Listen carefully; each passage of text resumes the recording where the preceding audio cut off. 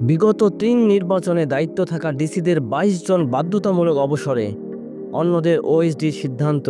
বিগত ৩টি বিতর্কিত সংসদ নির্বাচনে দায়িত্বে থাকা সব সাবেক জেলা প্রশাসকদের মধ্যে যাদের চাকরির বয়স ২৫ বছর হয়েছে তাদের বাধ্যতামূলক অবসর দেওয়ার সিদ্ধান্ত নিয়েছে সরকার এবং বাকিদের বিশেষ ভারপ্রাপ্ত কর্মকর্তা করার সিদ্ধান্ত দেওয়া হয়েছে।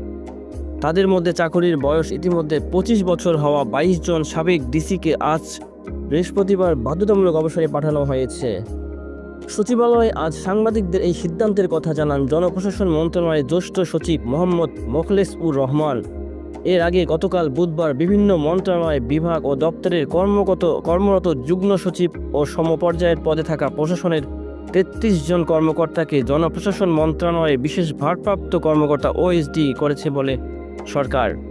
তারা ২০১৮ সালে অনুষ্ঠিত বিতর্কিত নির্বাচনে রিটার্নিং কর্মকর্তা ও জেলা প্রশাসকের দায়িত্ব পালন করেছিলেন।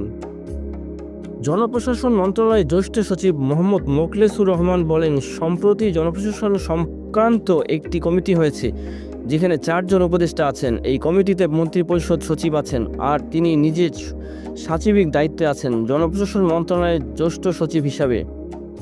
মোখলেস-উর রহমান বলেন, এই কমিটিতে কয়েকটি বড় সিদ্ধান্ত হয়েছে।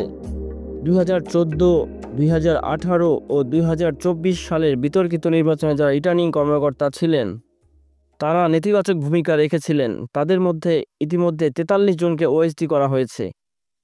ওএসডি করা হয়েছে যাদের চাকরির বয়স ২৫ বছরের কম তাদের, আর যাদের চাকরির বয়স ২৫ বছরের বেশি তাদের বাধ্যতামূলক অবসর দেওয়া হচ্ছে। আজ এরকম ২২ জন সাবেক ডিসিকে বাধ্যতা